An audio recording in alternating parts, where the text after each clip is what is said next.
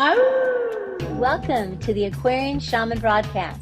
I'm Star Wolf, your shamanic host, and I'm here to teach you how to transform yourself and transform the world.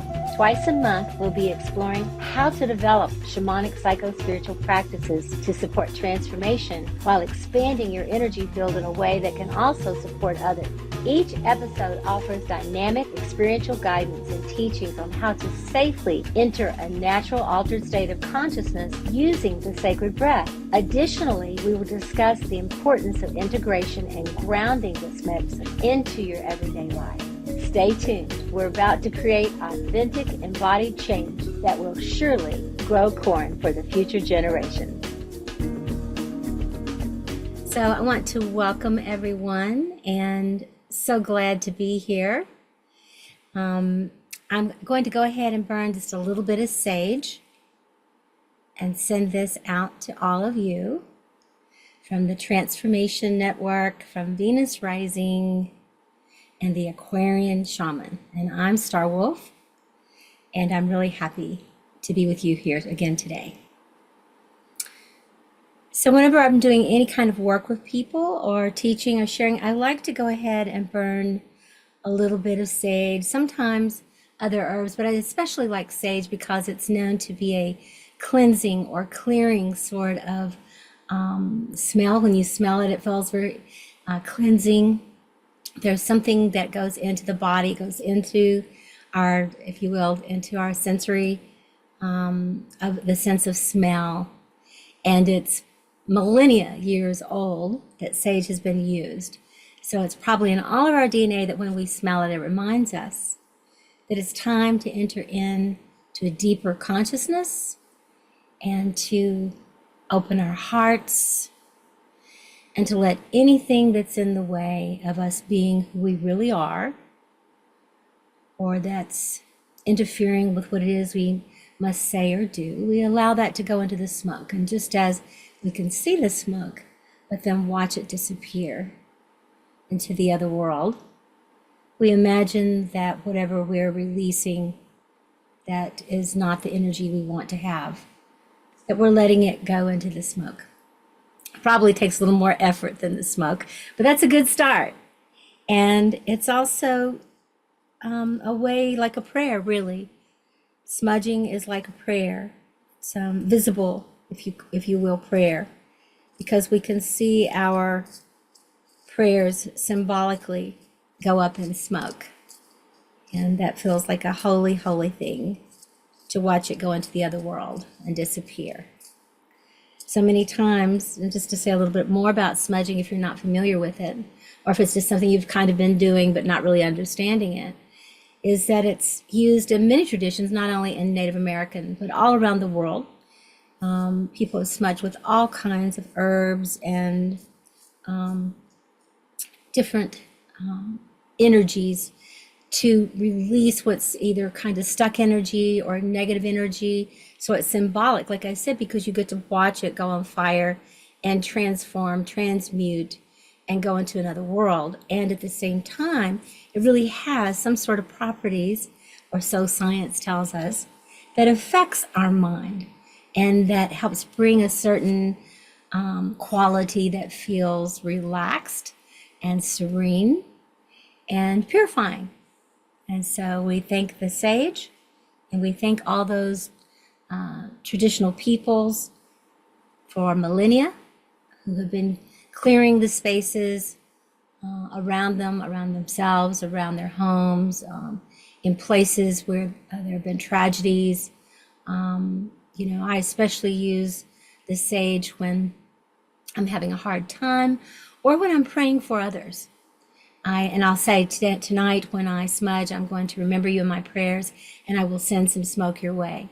And people in my circles, they know what that means. Or people will write me and say, Star Wolf, will you please include me in your prayers? And they know that that includes the smudge.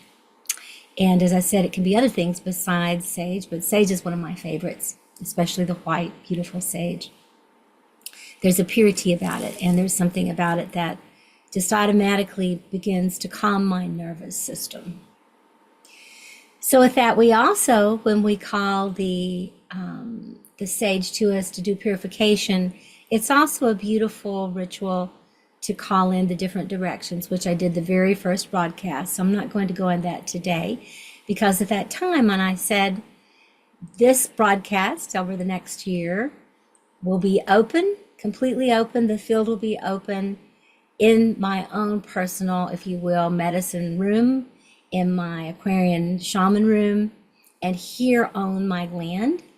And I'm wondering sometimes if the land says my humans. I think so, because we do love and tend to her, especially my partner, my beloved Nicholas, who works, and other people who help here on the land too, friends and community members.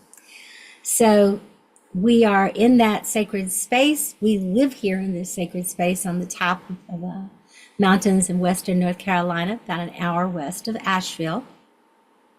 And we have a retreat center here. And the retreat center here is Venus Rising Association for Transformation. And it's on Dove Mountain with the elemental temples.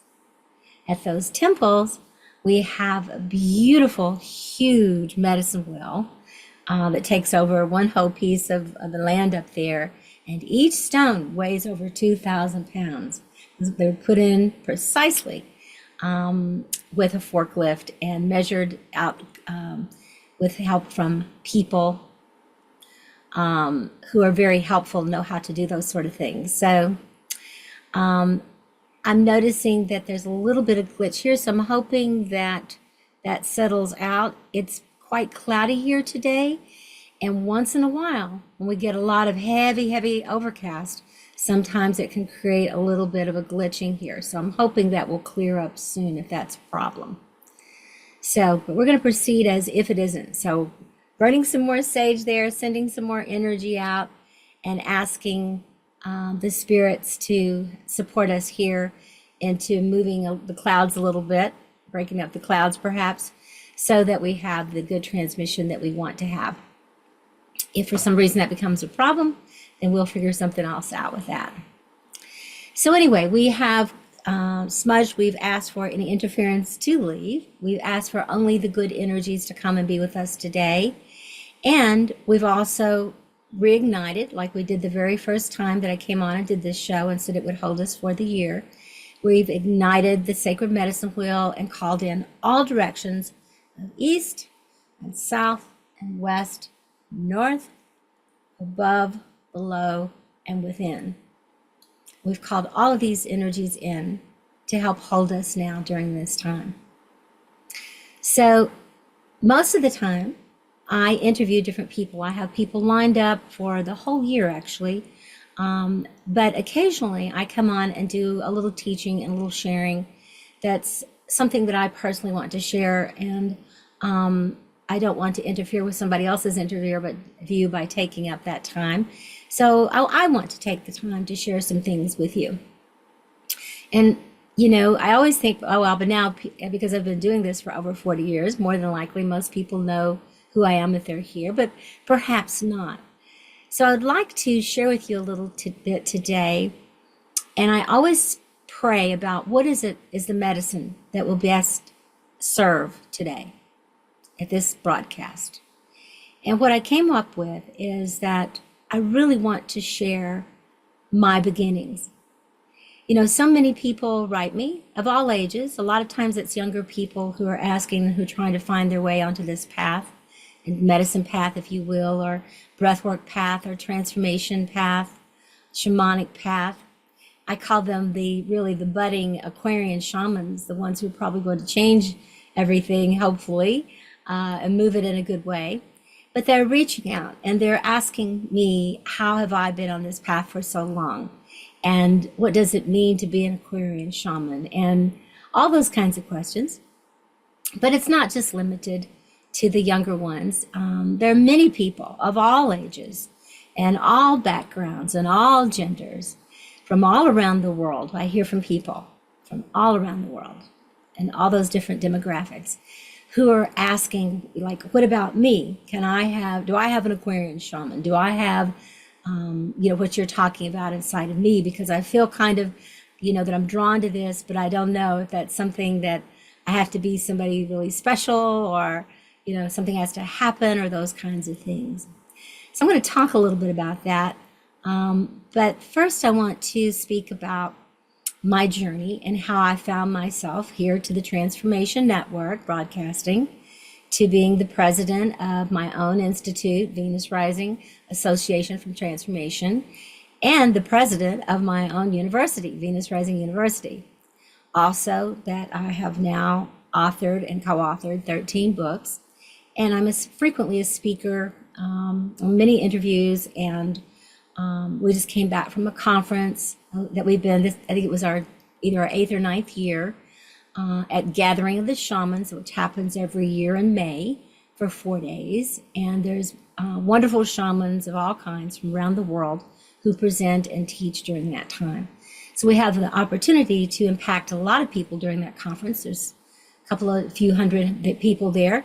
And it's a beautiful event in the middle of the desert at Mago Retreat Center. But how did I arrive in that place? Were my parents shamans? Like did I get hit in the head by a tree? What happened? How did I find my way to this place in the journey that I've been on, this spiral path? And I think that this would be beneficial to all of you who are awakening to your shamanic elemental souls and who are able to understand how deeply, ecologically, mentally, emotionally, physically, and spiritually, and shamanically we are connected to the elemental world, which is the shamanic world, and how we're equally connected to the great star nations, to the great mystery, and to those perennial wisdoms throughout all time and space that transcend all cultures, all creeds, all races, all dimensions. And so that's where I want to take us today. And so I think it would be kind of fun to share with you, and I brought a picture in here to show you, of me when I was graduating from high school. I was 17 years old. I was graduating from Madisonville, Kentucky, North Hopkins High School. And I started to school when I was 5. So I was graduating at 17. And it's in a double frame because the other photo is my mother when she was graduating at 17. And my mom, who's 93, is now living here in North Carolina, just 10 minutes from here. Seeing her quite often. And she's doing fairly well, but also her mind plays lots of tricks on her these days. And so I won't go into all that right now, but to say that I'm an only child. So I am her primary caretaker, and I see her most days. And we've had a long and winding road, and I love her tremendously, but sometimes it's been rocky in the past. And it's also been perfect, absolutely perfect. She was a perfect mother for me. But it's not about her that much today. Today it's me, and I just want you to see the resemblance between the two of us, but also to just see me at 17. There's me at 17, and there's my mom. Now, I look pretty serious there, but the reality is this 17-year-old girl there, they ask us all to put on this black sweater and a pearl necklace and that sort of thing. You have to understand, this is 1969, 1970. I think the picture was taken in 69 and then graduated in 70. Is that I was shifting from a 16-year-old to a 17-year-old. And I will let you know that in 1969 and 1970, the whole world exploded. And even though as in Western Kentucky, yes, there were hippies there too. And I was one of them. And I kind of became kind of a ringleader, if you will, of hippiedom there, with marching against the war and protest and sit-ins in the lobby and that sort of thing. And I still managed to be, a straight A, B student and all that kind of thing. But the reality, beyond all those kinds of things of what I was doing, what my personality was doing, I was pretty much a hot mess inside. I had a lot of unhealed grief about my grandmother dying, who was more like my mother for me, who nurtured me. And other things that had happened in my life I'm not going into right now, but some major hurts and disappointments that had happened, and the good old family of origin issues that were completely unconscious inside of me, and the shadows that had created in my life. So from that time, from 17 to 18 years old, over the next 10 years, I went out and went to the University of Kentucky and got degrees in counseling and social work over time, and addictions, became an addictions counselor, all those kinds of things. But in the process of doing that, I also married a hippie guy that I fell in love with, and we had a son. And we moved out in the garden to get back to the garden and grow an organic garden and all those kind of things. And on the outside, we looked like a cute little hippie couple who was living in the country, living naturally, growing our garden, me working in mental health, him working in construction, all those kinds of things. But the shadow side and what was underneath all of that is addiction. So, that's one of the things that kind of came with the 60s and 70s because everything broke open. A lot of people started using and experimenting with a lot of substances, which I did followed along with that while I was in college at the University of Kentucky. And then even after I got married and returned back to my home area, I did not realize that the amount of alcohol and some of the other substances I was partaking in at that time was actually not just by choice, because that really is what differentiates between casual use or recreational use of something or celebratory use, when something becomes more a medicine for you. And when I say medicine, I'm not necessarily talking about good medicine. Becomes addictive before you even know it. And that can happen with anything. It can happen with Netflix, it can happen with sugar, it can happen with caffeine, it can be cigarettes, it can be all kinds of things. You can even get used to just being really negative or pessimistic or fearful.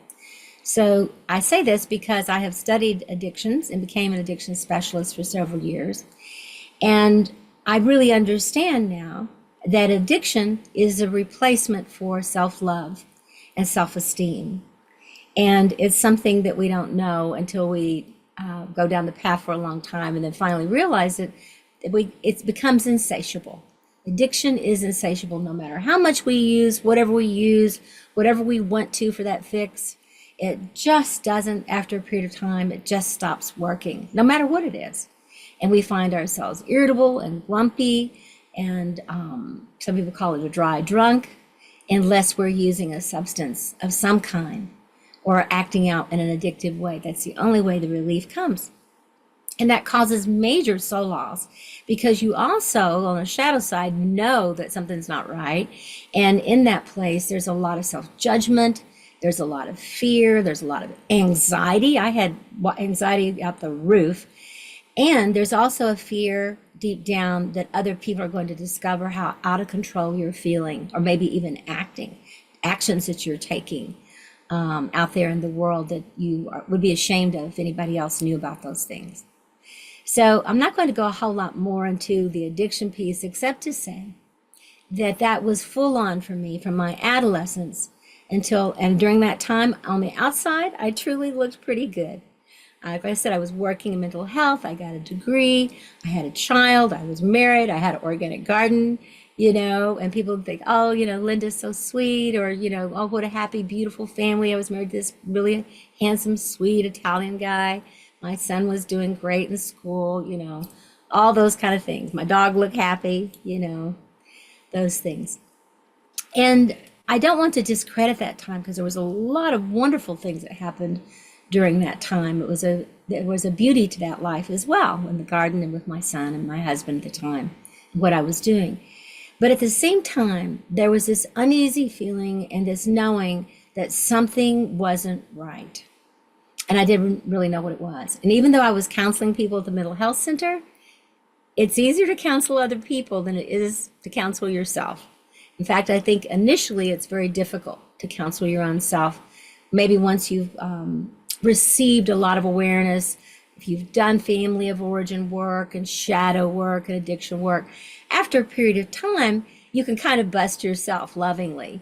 And if you're really smart, you'll have at least a partner that you love who will bust you lovingly, but truthfully, and also a couple of really good friends. And I always laugh and say, and if I really don't let them bust me, my dogs will. They'll look at me like, "Really, Mom? Get it together." So over a period of time of about 10 years, so let's say like from about 18 or 19 until I was 29, my first Saturn return, up until that time, I just was trudging along, if you will, trying to be, quote, normal, and I kind of wound down my hippie days. We were still kind of hippies, having the garden and the child and the dogs and social work. But at the same time, I was really, I put on pantyhose, if you all remember those. Those things should be out loud. But anyway, all that kind of thing. And trying to be more sophisticated, more acceptable into the culture at the time in the mainstream. And I just don't think I was born for the mainstream, and that's okay. Although I will say that more and more of the mainstream is winding up, reaching out to us now, because I have a feeling that maybe there's a whole lot of people not really born for what the mainstream presents itself to at this time. Now, during that time, if you will, from the time my grandmother really, when I was 12 years old, passed away unexpectedly, until I was 29. So that's like 17 years, right? So it's like 17 years of feeling really confused and just really didn't know where I was headed or where I was going. I thought I did. I had goals, I set them, I accomplished them, and all those kinds of things. But there was this underlying feeling that something was wrong. And I had a connection to a higher power. I prayed and all those kind of things, felt very close to nature. And yet there was this feeling that something was missing. And it wasn't until I was actually the year, I think it was the before, it was like I was 27 or 28, that I went to a conference because I was working in the mental health. And I went to a conference and I met a woman named Jacqueline Small. And she came up on the stage, and there were several hundred people there in the audience. And she was part of the Texas Alcohol Commission. And she came to speak to drug and alcohol counselors and people who were therapists and things like that.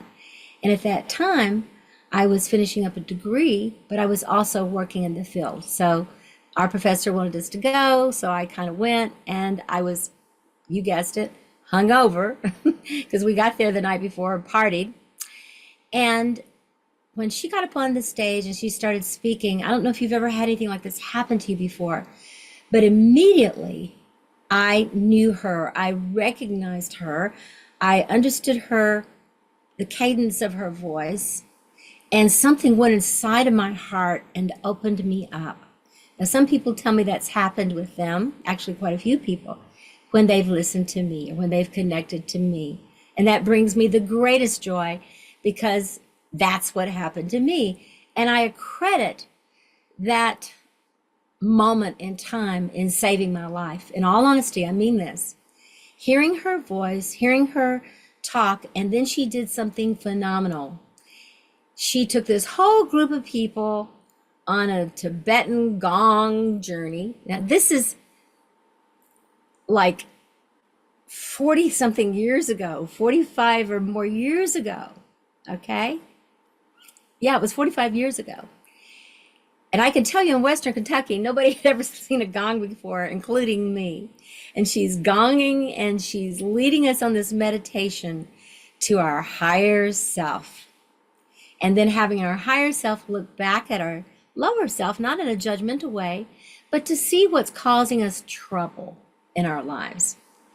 I have now come to understand that what that really is doing is looking back at our actions and looking at our shadow behaviors that that we don't even know about sometimes. And then we go, oh my God, look what I've been doing and saying. And it's like we wake up and we begin to see the dark side of our personalities.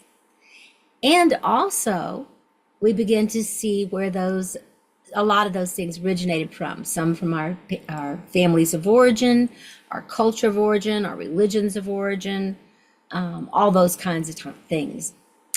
So with that meditation, I completely had a meltdown. And it was a great thing. I started crying.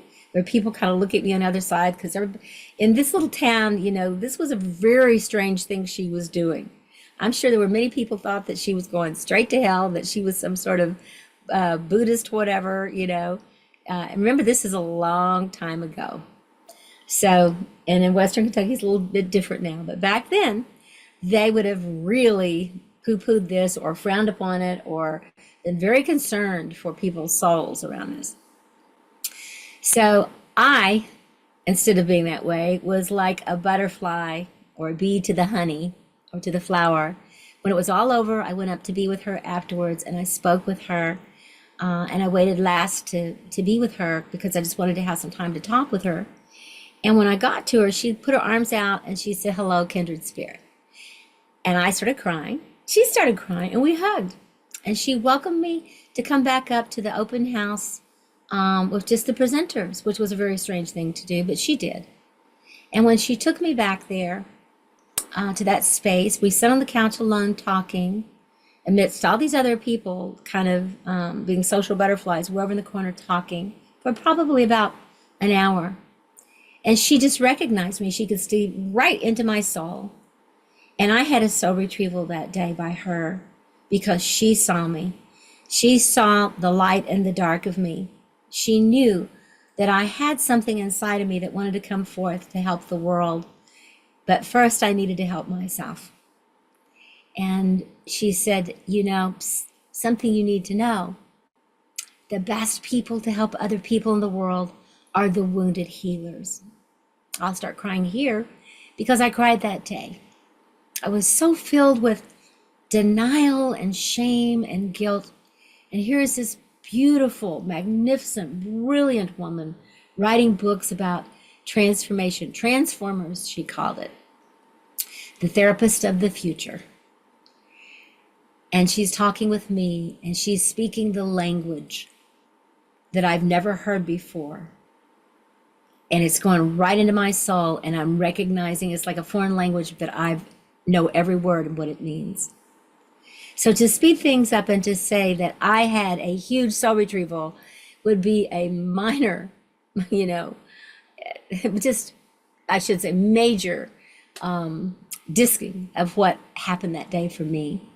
But the most magnificent thing after that is even then, after she left and went back to Texas, this is in the day of corded phones and writing letters.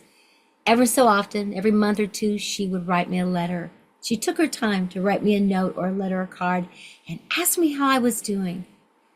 This was life-changing for me. And it made me desire to want to know who she was and to learn what she had to teach. So I'm going to roll forward some years later because it was during that time, and you need to know this, she said, "Get sober and come work with me." And that's without me ever mentioning her that I'd ever have a drink or do anything, but she could feel it. So that's exactly what I did. Her words inspired me. It took a little while, but at 29 years young, I became sober, and I've been sober, walking this sober path from substances, except for chocolate and iced tea occasionally. 29 years old I was. And I've been walking that path now for 43 years, one day at a time. But the amazing miracle is from the day that I stopped. A lot of people struggle. I never struggled. I asked that day for something bigger than me to take away my obsessive compulsive desire for alcohol and sometimes other substances, but mainly alcohol, and to relieve me of my addiction. I completely turned my life and my will over to a higher power, a greater power. And my God, of my understanding, the great mystery, gave me back my soul parts. This is a true story. This is not something I've made up. There are people around me who know this and witnessed this. But immediately I was transformed. And I'm grateful for that. I don't think I could have just trudged along like some people have in their recovery or sobriety. And that's not knocking it. I honor it. But I think I was too far gone. I had to have a miracle of complete death and rebirth. Now, I grew up in the Christian church, so I know that there's a time, when I was a little girl and I got saved, and then you get baptized, and then after you come out of that, you were one creature, and then after you're baptized, you're supposed to be born again and be new. And I'm sure that there was some sort of transformation as a child when that happened, a young girl. But compared to what happened in my sobriety, of that one moment completely still in craving and denial and struggling, and the next moment after asking my higher power to help me and saying, my life is no longer mine, it is yours. Please take me and let my old self die and be transformed, and the rest of my life belongs to you, God. Great mystery, great spirit. And so from that day till now, I have embraced and, if you will, integrated day by day more and more of my soul's purpose. And with that soul's purpose, I have learned to have a tremendous amount of love, quite frankly, for others who struggle. And I have dedicated my entire adult life to assisting others on their path. And for many years, I did that one-on-one, and I also did it in small groups with people or larger groups with people. But then I started writing books, and I've written 13 books, and I'll put this little plug in for this one right now, Aquarian Shaman. Okay. It's just so interesting that I picked it up, and right underneath it was Jackie's book. It's kind of raggedy, but it's Transformers, and that's her on the back. That's my beautiful teacher. Yeah, all those years ago, and she's still around, believe it or not, she's still around. And I talked to her last year on her birthday. Yeah, that's sweet. But anyway, from now until then, or actually from then until now, this has been my path. There's not anything else I have done in the world, quote, to earn your living, or to do your work in the world. What I have done, it's looked different at different times, as I said, with individuals, with groups, with trainings, all kinds of things. But this is what I have done nonstop all these years, and for 43 years. And I am so grateful. I've traveled around the world. I've been to Peru, Africa, Egypt, Bali, Bermuda, the UK, Scotland, all across the United States, and other countries as well. And in all of these places that I've been with people, with small groups, with large groups, with conferences, with training programs, which I've been mainly focused on the past few years, to transform and help teach people, to help transform people's lives in the way Jacqueline helped me and the way some of my other teachers did, and then to help them revive and receive and return their soul parts, and to release the things that they took on perhaps from ancestors, okay, from families of origin, from societies of origin, cultures, religions of origin, whatever it might be, to release those things so that their true essence, their true soul can come shining through. It's truly a major soul retrieval when you step fully onto your path and commit yourself to it, and you know that you can never go back to what you were, nor do you want to. But it's also a very big leap of faith. So with the work that I do in the world today as an Aquarian shaman, my main thrust in life, first of all, for me, is one day at a time myself to be as sober as I can. And that's not just about not using substances. It's about having, as I speak about in the 12-step programs, regaining your sanity. The world could definitely use a lot of that right now, to regain, and if you've never had it, to acquire a sense of sanity and what that means. Because I know that all of you who are listening to this, if you're paying any attention to anything out there in the world, you can see and feel and know the insanity out there in the world right now. And I don't want to go into politics at this moment because it's all politics, quite frankly. But each one of us must ask ourselves, if we can't count on the politicians, or if we can't count on the religious teachers out there, or governments, or whatever, if we really can't count on those kinds of things and people to do the work, then perhaps this age of Aquarius that is dawning right now, astrologically, it's what all the astrologers are telling us, it's what the indigenous peoples tell us, that things are breaking apart. It's Plutonian energy, it's Uranian energy. And as all of this breaking apart is happening, as tragic and awful and revealing the shadow of everything, and it's just can be frightening and upsetting and all that, I want to encourage everyone at the same time, while that's happening, to find within yourself just your part. There's nothing else you have to do, really, except to remember who you are and what your part is this time in this current drama. Now, when I say there's nothing else you have to do, well, it's everything. This is everything. You know, we all came here, just like every plant, every tree, every creature, every river, every mountain, every stream, every human. We all came here to be in being, okay, to be who it is we're manifest to be. Every seed has within it exactly, if it has the right conditions to grow into its full essence. Would human beings not be the same? Would we not have that same ability, that same gift, that same destiny to bloom fully into who it is that we are? So whoever's listening to this right now, no matter how badly you feel about yourself or how great you feel about yourself, or maybe if you're feeling kind of lost or confused, especially with the world's politics and everything that's happening, it's important to remember that you never ever get here by mistake. You were all born, as my friend Matthew Fox used to say, and my teacher, we're all born in blessing. Everyone is born in blessing.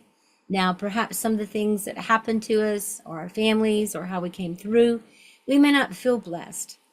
And at other times we do feel, we can feel grateful for certain families and things and opportunities and the blessings that we have. I have so many things to be grateful for and count my blessings every day.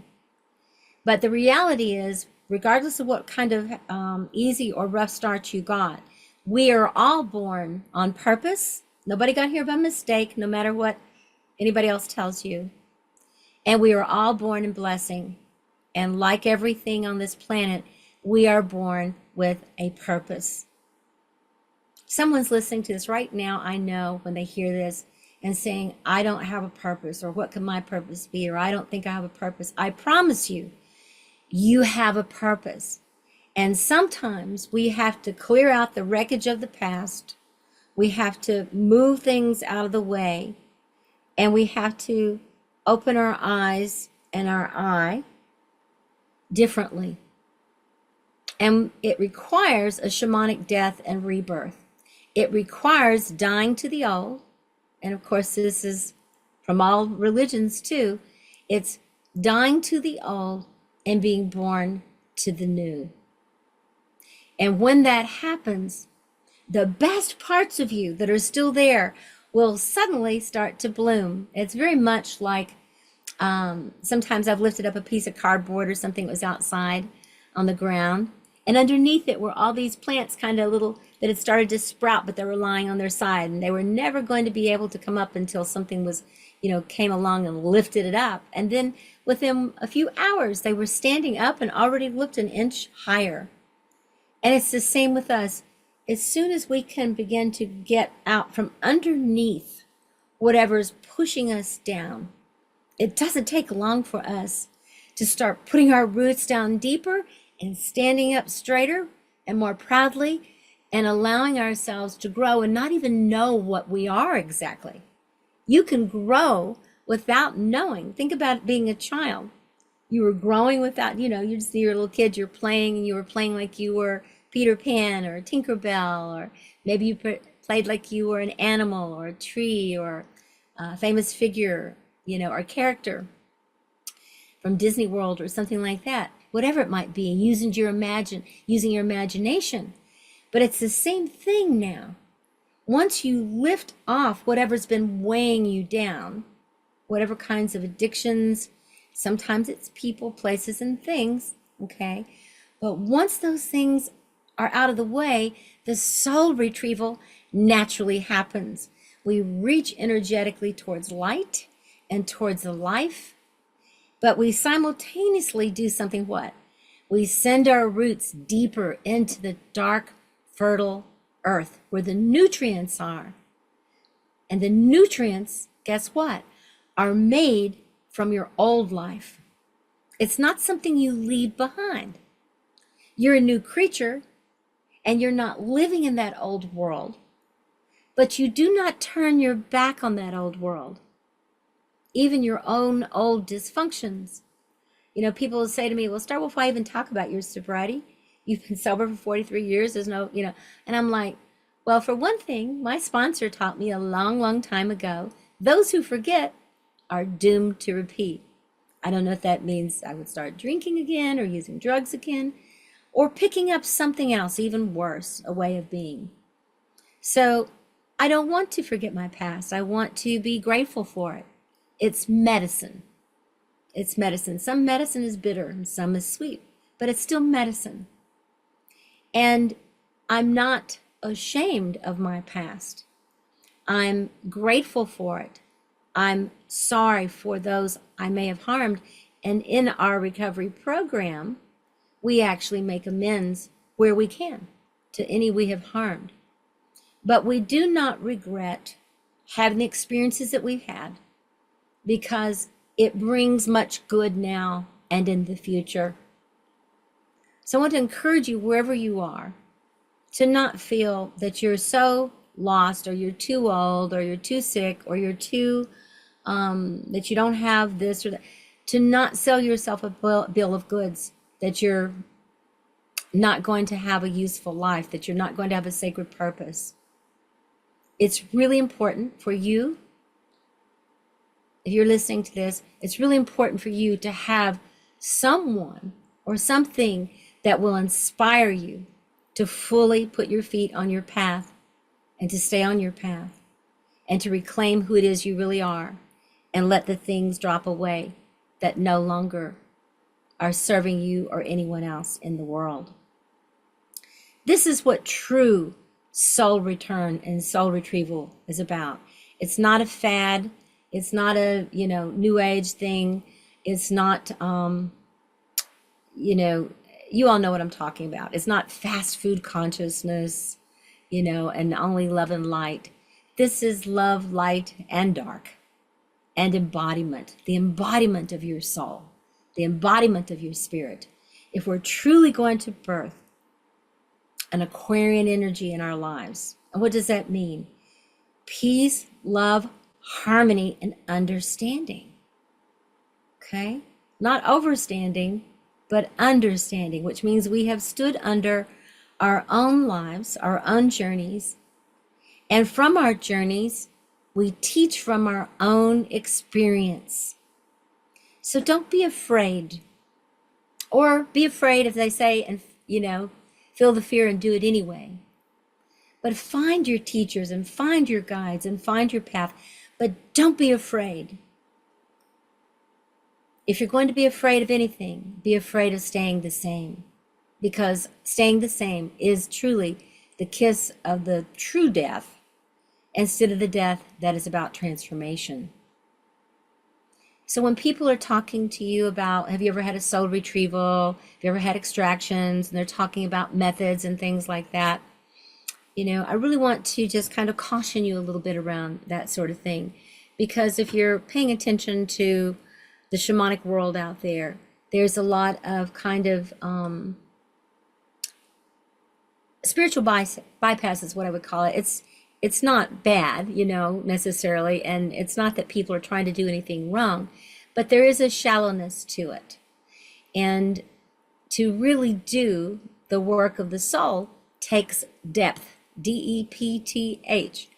If you really want to get to higher heights and you want to have something authentic to share with the world, and you want to give a medicine to the world that's going to truly make a difference, you must have depth before you have height. If you have the height first, the roots will be kind of dangly and you will not produce the fruits that you want to in the world. And my teachers taught me this, especially Grandmother Twyla. I always like to bring her up and show her. I told you about Jackie Small. And there's Grandma Twyla with her hand on my head. My Seneca Wolf Clan grandmother. I don't know if you can see her very well there. But anyway, Grandmother Twyla used to say to me, the problem with people is sometimes they get so highfalutin, they're no earthly good. And all she was saying is that sometimes people are afraid. They're afraid or have an ignorance around doing the deep inner work of the soul. How can you have truly soul retrievals without fully doing the inner work? We just came back, as I said before, from Mago, beautiful Mago Retreat Center in the middle of the desert outside of Sedona, with a gathering of the shamans and many wonderful shamans from all around the world who were there. And I had the opportunity to offer 2 full-on shamanic breathwork journeys for quite a nice-sized group of people both times. But one of my favorite things I did this time, and I believe this was the second time, it might have been the third time, but they gave me another evening of about 3 hours to be with a group of about 50 or 60 people, because we break out in, several people into different groups. Sometimes people have 20 or 40, but I've had a big group all 3 years in the Soul Return group. And I have a journey that I call the Soul Return. And it's a little edgy for me because I never know exactly what I'm going to do. I'm like, I really should write it. And I'm like, no, that's not going to work. And I go in and the lights are down, the music is low, and we're sitting in a circle and we do our ceremony. And we start working with the energies of everybody's soul in that room. And it's hard to describe, but I will say to you that what happens in that room, I have chills up my spine, is almost unbelievable. And there's people there of all ages, and some people are very seasoned. Some people are fairly new to the gathering of the shamans. And while we're there, we bring up the energy for everybody's soul of what they're personally calling back. They may know specifically what it is. They may not know what it is, but they're calling back parts of their soul. And it's palpable. You can feel the energy of their past selves that want to come back, their lost soul parts from other dimensions, places, and realms coming back. And we play this different kind of music that helps stimulate that, the somatic response. And pretty soon, there's not a dry eye in the room. There's so much family of origin stuff, lots of shadow pieces, people feeling like they're letting go of all kinds of things. And at some point, it seems like we always end up standing together in one big, massive hug. And during that time, I'm using a beautiful obsidian blade to symbolically and energetically, the obsidian is used to cut away attachments and things that no longer are needed or that attach themselves in some way. We don't know how that happened, or we do know there was a wounding and it was attachments able to come in. And so then we do a massive moment where each person gets to say, while that blade is moving across their energy field, what is being released and what is being made space for and what's coming back in. And so we're in this big journey for about 3 hours together, 3 or 4 hours. And it's such a swirl of energy, and the lights are turned down and the music is moving. And we're just all of a sudden like one big organism swaying together. Some people are laughing, some people are crying, some are making animal sounds, and then people are speaking and being heard. This is what I'm cutting away, and this is what I'm calling in. And it is so powerful. And just what I'm sharing probably doesn't do it justice, but I will tell you that I have the hairs on my arms are stood up right now, the goosebumps, because it's a beautiful shamanic breathing soul return piece. And at the end of this beautiful choreographed Native American music that we play, it's very haunting. There's not a dry eye in the room, and there's a smile on everyone's face, and we gently turn up the lights, and everybody has spoken their truth for a moment. And we're just weaving together, rocking back and forth in each other's arms.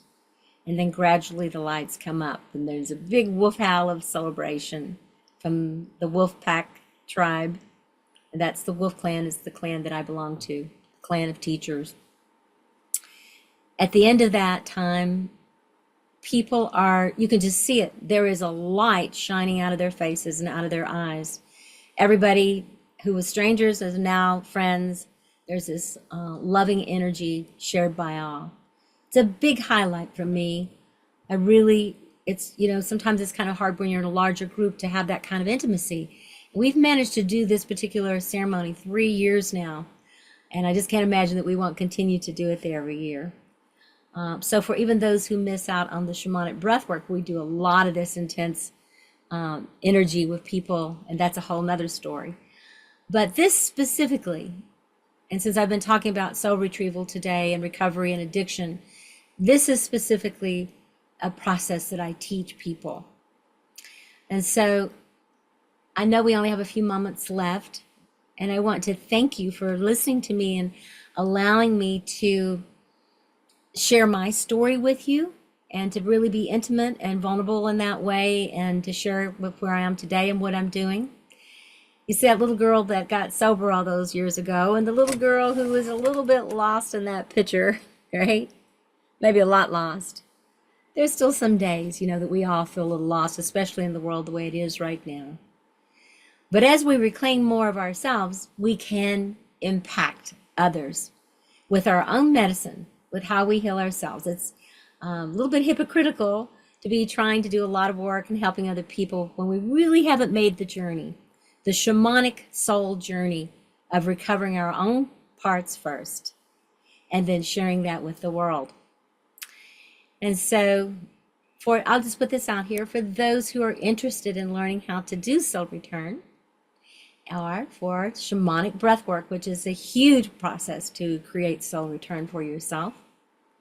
We do have a training coming up June 1st through the 14th of this year. There's a couple of spaces left here in the mountains if you'd like to join me and my team. And there's lots of other things coming up. We're going to be making an incredible journey. It's a ways away. It's next May. Of course, we'll be back at Gathering of the Shamans if you'd like to join us there again.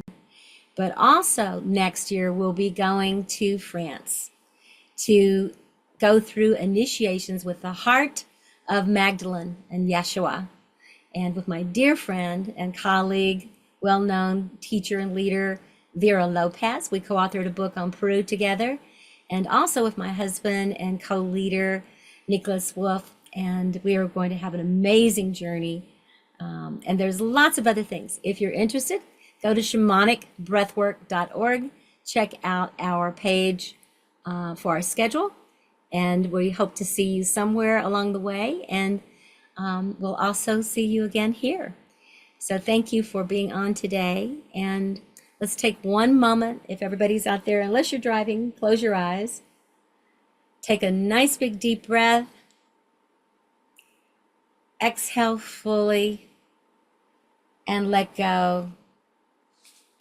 And the last thing I will say to you is, what we deny in ourselves, hideous or beautiful, destroys us.